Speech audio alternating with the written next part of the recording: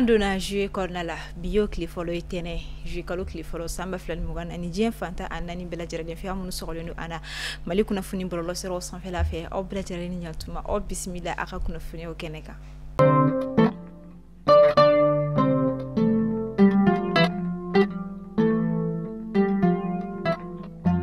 Kasangani semaine du numérique ni o kɔni dɔgɔkun min talen don ka a ɲɛsin ja kɔni koɲɛ olu ma o ta ku filalan baaraw kɔni kuncɛli bi kɛra ka bɛn ni alamisa tɛmɛnen ye an ka jamana furancɛ fanga ɲɛma colonel Asimi Goita ale kɔni ka dɔ ka fɔ AES ni o ye farafinna cɛncɛn ka jamana saba olu kɔni ministre minnu kɔni ɲɛsinen don i ka dɔ ka fɔ a fɛn min a ja sɔrɔ ko olu ma olu kɔni bisimila o kɔni bɛ tali kɛ kɛrɛnkɛrɛnnenya la Alhamdu Aga Ilian ni ale kɔni ye Mali ta kɔni koɲɛ ɲɛbɔbaga ye fɛn min ye Sidi Mohamed Raliyu ni ale kɔni bɛ bɔ Niger fo ka taa se Badama Aminata Zerbo Saba de kɔni ma ni ale bɔra Burkina Faso jamana kɔnɔna la. I ka dɔn ka fɔ nin kɛra ka bɛn ni semaine du numérique kɔni ta ko filalan baaraw kɔni okumu kɔnɔna ye baaraw kuncɛra kuma min na o ni an ka jamana furancɛ fanga ɲɛmaa sigila colonel Asimi Goita ka se ka kuma i ka dɔn ka fɔ an ka jamana jako la i ka dɔn ka fɔ sɔrɔ ni i ka dɔn ka fɔ ɲɛtaga ani baara kura jumɛnw bɛna se ka boloda walasa ka se ka ɲɛtaga kɔni sɔrɔ ni ka dɔn nin ko in bɛna ko kɔnɔna la. Femi Forum Kamsa Montana ale président oni ale sigibaga ni o ye a fondateur a ka welelikan ni o ye Jean-Paul Carteron kɔni an ka jamana ministre ɲɛsinen don an ka jamana kɔkanko ma ni o ye ministre des affaires étrangères Abdoulaye Diop ale kɔni bɔra ka se ka taa i sigi ka ka fɔ Forum de Kamsa Montana kɔni ta ko 36 na min kɔni kɛra Bruxelles ka olu kɔni fɛ yen juin kalo tile 26 ka taa bila fɔ juin kalo tile 29 tɛmɛnen na i ka dɔn ka fɔ ni forum kɔni okumu kɔnɔna la i ka dɔn ka fɔ maaba caman ani jamana caman kɔni bɛ i yɛrɛ kɔni sɔrɔ a kɔnɔna la o kama an ka jamana ministre ɲɛsinen don an ka kɔkanko ma ni o ye ministre des affaires étrangères Abdoulaye Diop ale kɔni sen donna ɲinata baaraw la. I ka dɔn ka fɔ ni lajɛ kɔni kɛnɛ kan i ka dɔn ka fɔ ɲininkali caman kɔni sɛmɛna diɲɛ yɛrɛ kɔnɔna la degun minnu bɛ jamana minnu kan ani ka dɔn ka fɔ laɲini minnu bɛ jamana minnu fɛ bɛɛ bɛ se ka i ka laɲini ani ka dɔn ka fɔ fɛɛrɛw bɛ se ka sɔrɔ o la cogo walasa diɲɛ yɛrɛ kɔni a tagabolo kɔni bɛ se ka ɲɛ cogo min na i ka dɔn ka fɔ o kama i ka dɔn jamana caman kɔni tun bɛ yen nɔ min yɛrɛ kɔni na i ka dɔn ka fɔ an ka jamana kɔni sen donna ɲinata kɔni baara olu la.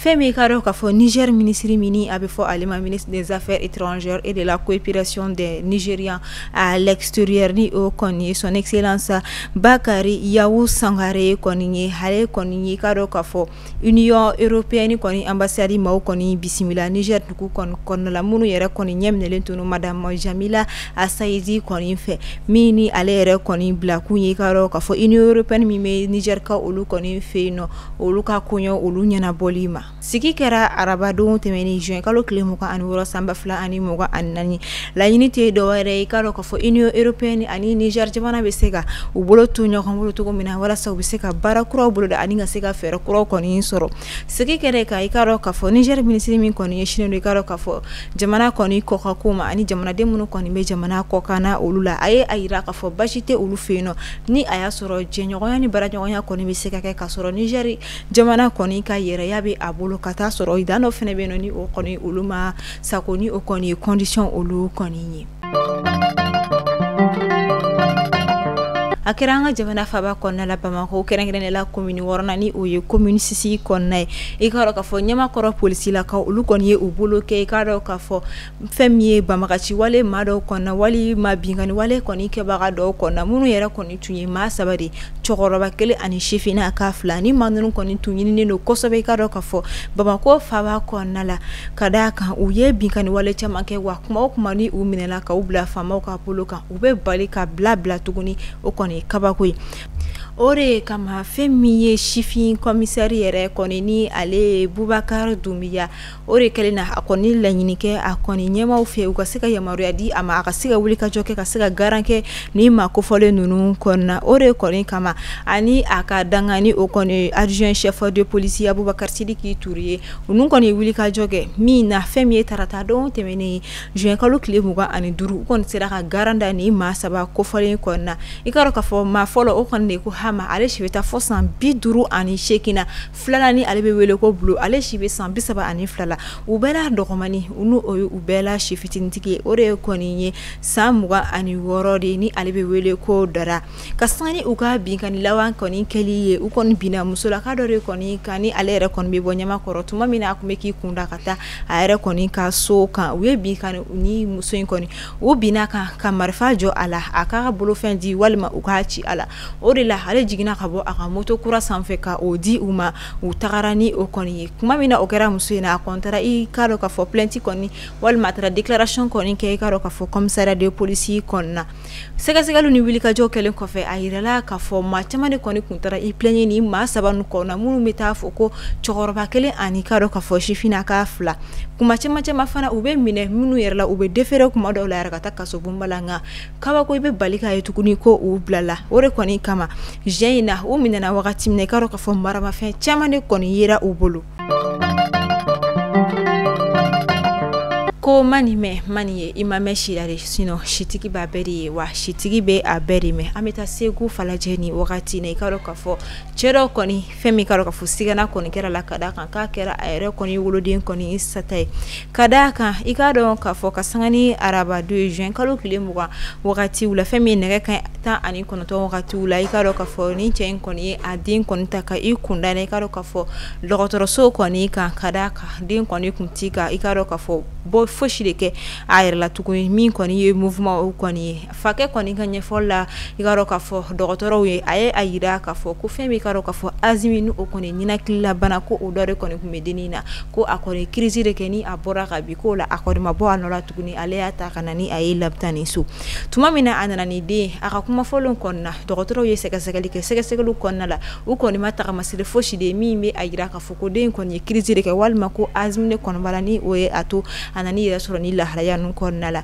o kama olu ye a ɲini ka sɛgɛsɛgɛliw kɔni kɛ fɛn min k'a dɔn ka fɔ polisilakaw ani k'a dɔn ka fɔ dɔgɔtɔrɔw kɔni ka fɛn min k'a dɔn ka fɔ bolo di ɲɔgɔnma kɔnɔna la u ye sɛgɛsɛgɛliw kɛ k'a yira ka fɔ fa kɔni kun ye kuma min fɔ o tɛ tiɲɛ ye o kama u ye wele bila fakɛ kɔni ma i k'a dɔn ka fɔ alamisa ni o kɔni kɛra ko in yɛrɛ kɔni dugujɛ i k'a dɔn ka fɔ nɛgɛ kanɲɛ 13 wagati u kɔni na a nalen min kɛ u ye sɛgɛsɛgɛli busamisɛnnin kɔni tugu fakɛ in na min yɛrɛ kɔni na a ye a yira ka fɔ ko i k'a dɔn ka fɔ dennin ni ale si kun bɛ san 14 a tɔgɔ ko Fati a tun ye a dɔgɔnin de bugɔ min si bɛ san 5 la walasa ka se ka a bugɔ k'a yira la ko a ma ɲuman kɛ o ye fakɛ fana ye juru dɔ ta ka a sɛbɛkɔrɔtini o kɔni ye min yɛrɛ kɔni na a ye a yira ka fɔ ko o kun ye a corriger tɔla de kɔni ale ye o bugɔli min k'a la kuma min na a y'i kɔ don ka taga misiri la a bɛ taa seli la a segira ka na sɔrɔ o juru kelen ko dennin y'o ta k'o siri fɛn min k'a dɔn ka fɔ sanfɛla la ka o don a yɛrɛ kan na min na ale bolila ka dennin kɔni bɔ juru la a ko k'a bɛ dennin bɔ juru la dɔrɔn a kɔni binna o bɛ a yira ka fɔ nin tun tɛ a la tuguni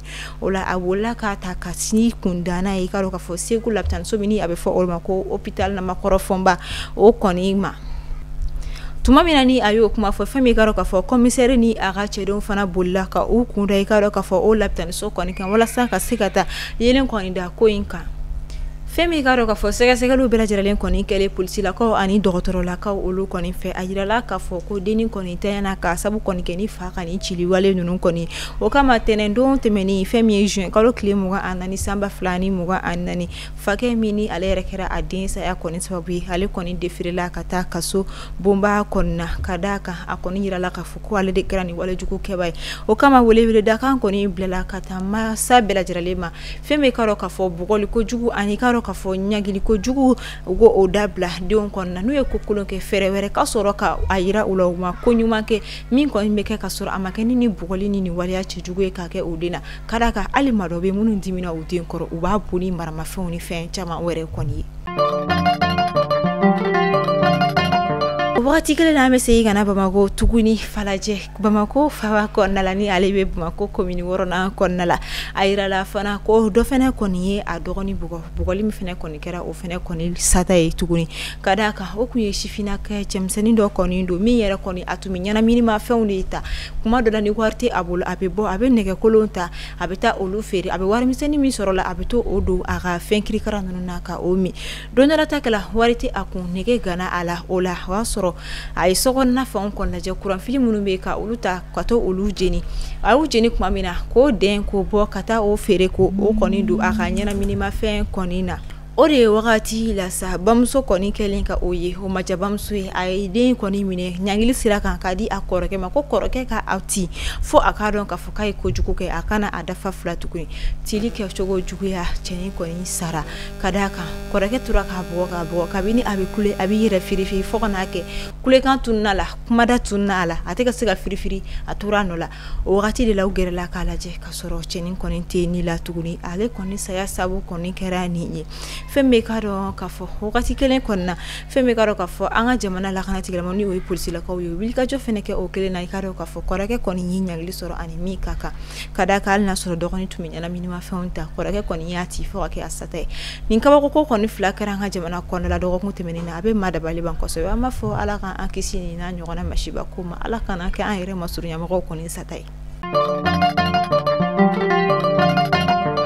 an bɛ taa an ka jamana marabolo sabara na Sikaso région kɔnɔna la kɛrɛnkɛrɛnnenya la fɛn min k'a dɔn k'a fɔ caravane de sensibilisation ni o kɔni wulikajɔ ye ka maaw kɔni lakodɔnniya ka ɲɛfɔli kɛ maaw ye k'a dɔn k'a fɔ siraba kan kasara ani siraba sanfɛ bolini ani a fɛɛrɛw ni matarafali jumɛn kɔni kan kɛ n'i bɛ siraba sanfɛ i k'a dɔn k'a fɔ nin baara ninnu bɛɛ lajɛlen nun don la juin kalo tile 25 tɛmɛnen na baara in kɔni bɛna to sen na fɔ bi juin kalo tile fɔlɔ i k'a dɔn k'a fɔ Sikaso kɔni marabolo bɛɛ lajɛlen kɔnɔna la i k'a dɔn k'a fɔ hɛrɛma kɔnɔ fɔ ka taa se luluni fo ka taa se Jeguwa kɔni kɔnɔna ma ni wulikajɔ in kɔni labɛnnen don agence nationale de la sécurité routière fɛ ni bɛɛ lajɛlen bɛ ale dɔn a nazɛri la an bɛ taa Bajankarakaw kɔni fɛ yen ni wagati na samiya bɛ k'a don i k'a dɔn k'a fɔ fɛn min ye burusi kɔnɔ dugu la maaw kɔni bɛ sɛnɛ kɔni kɛ o yɔrɔ kelen na i bɛ taa sɔrɔ bagan maralaw kɔni bɛ yen nɔ ani i k'a dɔn k'a fɔ misigɛnnaw kɔni bɛ yen kama u ye sigi dɔ kɛ juin kalo tile 27 tɛmɛnen na min yɛrɛ kɔni kɛra i k'a dɔn k'a fɔ commune yɛrɛ mairie kɔnɔna la a kun tɛ dɔwɛrɛ ka se ka ɲɛfɔli kɔni kɛ maaw ye ani ka se ka maaw kɔni la sensibiliser i k'a dɔn k'a fɔ sɛnɛkɛla ani i k'a dɔn k'a fɔ bagan gɛrɛn walasa ni wagati ni o ye samiya u bɛ se ka o latɛmɛ ɲuman na cogoya min na ka bɛɛ lajɛlen ka hakɛ fiɲɛna wa ka bɛɛ lajɛlen fɛnɛ ka kɛta fɛnɛ ko o yira i la a kɛra alamisa don tɛmɛnen i k'a dɔn k'a fɔ juin kalo tile 27 an bɛ taa an ka bi kunnafoniyaw kun cɛ i k'a dɔn k'a fɔ an dusuma kasiyalen kɔni bɛ o kunnafoniyaw de di fɛn min ye Mahamani Ture ni ale yɛrɛ tun ye studio tamani kɔni baarakɛla dɔ ye fɛn min ka dɔn k'a fɔ fondation Hirondelle fana kɔni baarakɛlaba tun ye ale ye kunnafonidila kun don ale kɔni tɛra bangi ka olu fɛ yen nɔ min na a yɛrɛ kɔni sula natira jamana kɔnɔna la min suturali baaraw yɛrɛ kɔni kɛra suturali baaraw bɛɛ lajɛlen kɔni kɛra Kati Kanbila ka olu fɛ yen nɔ kɛnɛ min ka a baara ɲɔgɔn ni a jɔɲɔgɔn ye tasibila ba kɛ a ye ka d'a kan Mahamani Ture kɔni tali bɛna kɛ i k'a dɔn k'a fɔ